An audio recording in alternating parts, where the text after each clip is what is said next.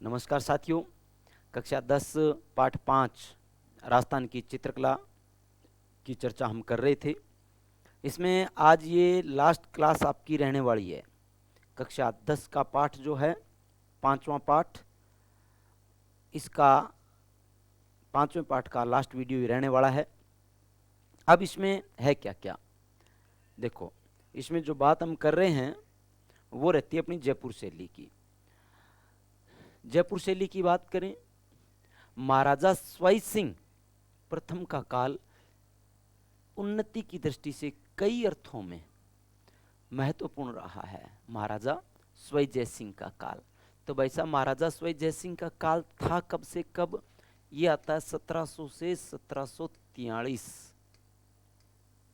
महाराजा स्वै जय सिंह जी का काल जो आता है ना, वो रहता है 1700 से 1743। ये काल जो था वो जयपुर शैली की उन्नति का विशेष काल माना जाता है।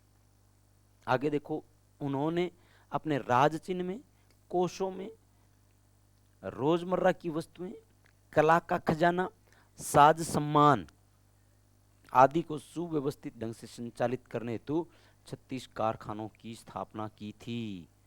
ठीक है ना, जिनमें सूरत खाना भी एक है, बहुत इंपॉर्टेंट है।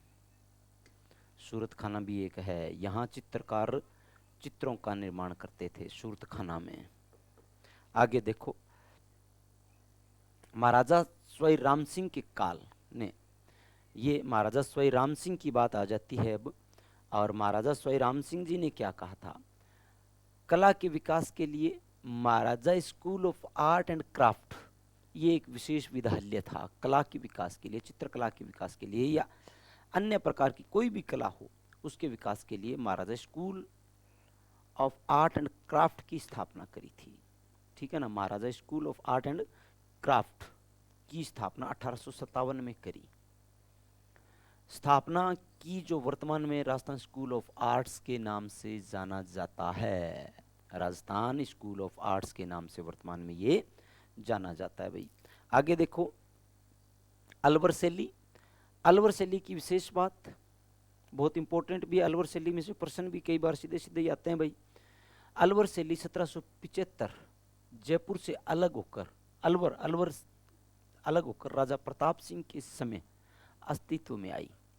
उनके शासनकाल में शिव कुमार और डालू राम नामक दो चित्रकार जयपुर से अलवर आए थे। एक शिव कुमार चित्रकार था, एक डालू राम चित्रकार था। दोनों जयपुर से अलवर आ गए थे। दोनों चित्रकार, एक शिव कुमार एक डालू राम, दोनों चित्रकार जो थे वो जयपुर से अलवर आ गए थे। राजगढ़ के किले के शीश महल में अंकित, राजगढ़ अलवर में किले में, ये किले में के शीश महल में अंकित भित्ति चित्र उन्हीं के समय बने हैं। शीश महल जो है राजगढ़ के किले में शीश महल बना हुआ है, उसमें भित्ति चित्र, दीवारों पे चित्र बनाए गए हैं। ठीक है ना, ये भित्ति चित्र अलवर शैली की प्रारंभिक सर्वोत्कृष्ट चित्र है। भित्ति चित्र जो है वो शीश महल के बहुत इंपॉर्टेंट है। इसके राजगढ़ के महलों में शीश महल का चित्रण कराकर बख्तावर सिंह ने यहाँ चित्रकला की शुरुआत की थी। बख्तावर सिंह जी अलवर के शासक, उन्होंने यहाँ पर चित्रकारिता करवाई थी। नई लाइन में देखो भाई, इंपॉर्टेंट भी है भाई, बलदेव, डालूराम, सलगा, शालिग्राम, इनके प्रमुख चितेरे थे। बलदेव था, डालूराम, शलगा, शालिग्राम उनके राज्य के प्रमुख चितेरे। चितेरे मतलब चित्र बनाने वाला चित्रकार, पेंटर, इनका प्रमुख पेंटर था ये। ठीक है ना। आगे देखो, बख्तावर सिंह के समय में बने सैकड़ों चित्र, जिनमें नाथों, जोगियों, फकीरों से जंगल में धर्म चर्चा करते हुए समय महाराजा का चित्रण। ठीक है ना, तो नाथ है, जोगी है, फकीरों से जंगल में चर्चा करते हुए चित्रकारिता इन्होंने बनवाई थी, करवाई थी, करी थी। विनय सिंह का काल अलवर चित्रकला में उत्कर्ष में वही स्थान है जो मुगल चित्रकला में अकबर का था। हालांकि मुगल काल में चित्रकारिता, या मैं कहूँ कि मुस्लिम धर्म में चित्रकारिता जो थी वो की नहीं जाती थी, लेकिन फिर भी मुगल चित्रकारों ने चित्रकारिता करवाई थी इन्होंने। ठीक है ना। और अकबर ने जो चित्रकारिता करवाई थी अकबर से तुलना की गई है विनय सिंह की यहाँ पर, कि विनय सिंह ने जो अलवर में चित्रकारिता करवाई ना वो अकबर के सम्मान करवाई थी। अकबर ने जो मुगल काल में अपने दरबार में जो करवाई थी। विनय सिंह बलदेव से चित्रकारिता सीखते थे। बलदेव चित्रकार था, ठीक है ना, बलदेव से चित्रकारिता विनय सिंह सीखते थे।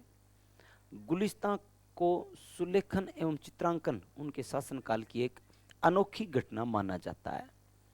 आगे इस ग्रंथ को तैयार करने पर उसे समय 1 लाख रुपए व्यय हुए थे। इसके चित्रकार बलदेव व गुलाम अली।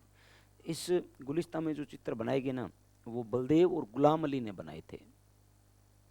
प्रमुख चितेरे इस चित्र के जो थे बलदेव और ये गुलाम अली नाम आई गया। आगे देखो, बलदेव सिंह के समय इंपॉर्टेंट बहुत है भाई। बलदेव सिंह के समय शालिग्राम, जमुनादास, छोटेलाल, बक्साराम, नंदराम आदि कलाकारों ने जमकर पोथी चित्रों, लघु चित्रों, लिपटवा पट चित्रों का निर्माण किया था।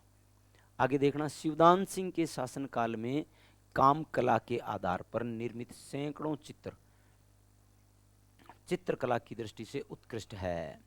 आगे देखो, नफीरी वादन का चित्र इस चित्र शैली का सुंदर उदाहरण है।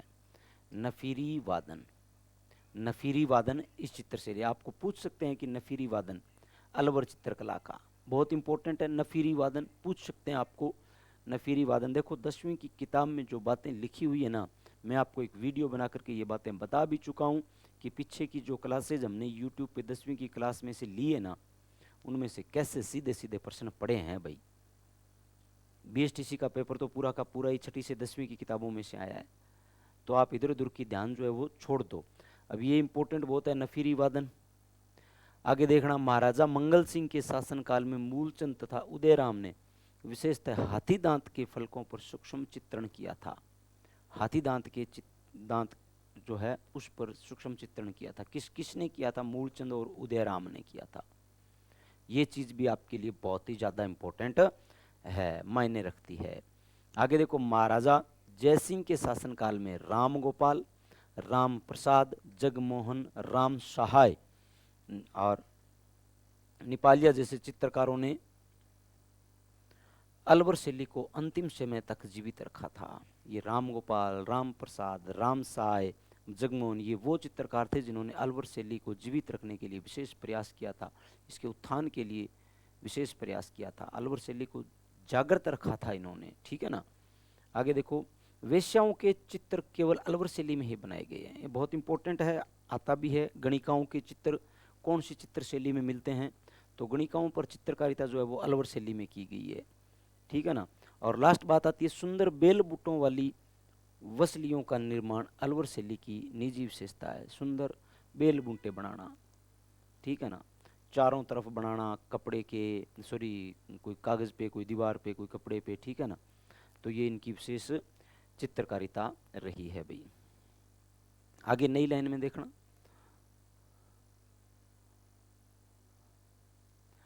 नरुका ठिकाने की बात है।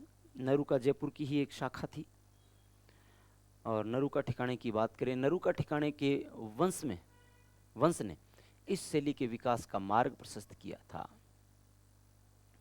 आगे देखो, राव राजा सरदार सिंह ने धीमा, मीर बख्श, काशी, राम लखन आदि कलाकारों को आश्रय प्रदान किया था। आगे देखो, राम सीता, लक्ष्मण, हनुमान मीर बख्श द्वारा चित्रित उनियारा शैली का उत्कृष्ट चित्र है। उनियारा टोंक में वर्तमान में, ठीक है ना।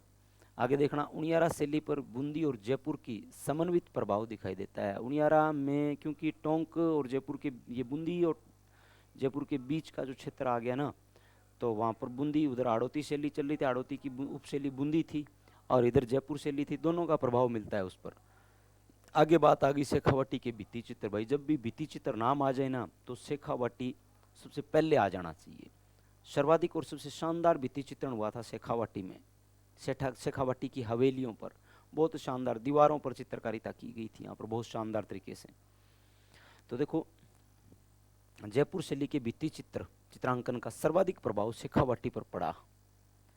आगे देखो, 19वीं सदी में के मध्य से लेकर के 20वीं सदी के प्रारंभ तक शेखावाटी के श्रेष्ठी जनों ने विशाल हवेलियां निर्मित कर इन इस कला को प्रोत्साहन और प्रश्रय दिया। प्रश्रय का मतलब आश्रय दिया था, जीवित रखने में काम किया, संरक्षण दिया था इस शैली को, ठीक है ना। आगे देखो, नवलगढ़, नवलगढ़, रामगढ़, फतेहपुर, लक्ष्मणगढ़, मुकुंदगढ़, मंडावा, बिशऊ आदि स्थानों पर भित्ति चित्रण अनूठा है। इन भित्ति चित्रों के कारण शेखावाटी को ओपन आर्ट गैलरी कहते हैं। ओपन आर्ट गैलरी कहते हैं, किसको कहते हैं? शेखावाटी उपशैली को कहते हैं ओपन आर्ट गैलरी। मैं कह रहा हूँ बहुत इंपॉर्टेंट है, आपको भित्ति चित्र नाम दे दे और शेखावाटी शब्द आ जाए तो नाम आ ही जाएगा अपने आप।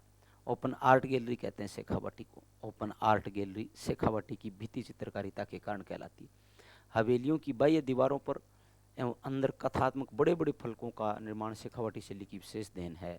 शेखावाटी के भित्ति चित्रण कथई, नीले और गुलाबी रंग की प्रधानता मिलती है हमें। किंतु अब अमूल्य सांस्कृतिक धरोहर का क्षरण हो रहा है। आगे, फ्रांस के नदीन ला प्रेंस ने फतेहपुर की हवेलियों के भित्ति चित्रों के संरक्षण के संदर्भ में सराहनीय कार्य कर एक मिसाल पेश की है। फ्रांस के है नदीन ला प्रेंस, ठीक है ना, नदीन ला प्रेंस। इन्होंने शेखावाटी की भित्ति चित्रकारिता जो धीरे धीरे कमज़ोर हो रही थी उसको संरक्षण में, उनको लोगों के सामने ला करके उनको जागृत करने का काम किया था। तो भाई ये बात पूरी अपनी होती है पाठ 5 कक्षा 10 की राजस्थान की चित्रकला की। आगे की क्लास जो रहेगी वो पाठ 6 राजस्थान के प्रमुख दुर्ग और किलों की रहेगी, जिसकी चर्चा अपने आगे की क्लास में करेंगे। तब तक के लिए धन्यवाद, नमस्कार, जय हिंद।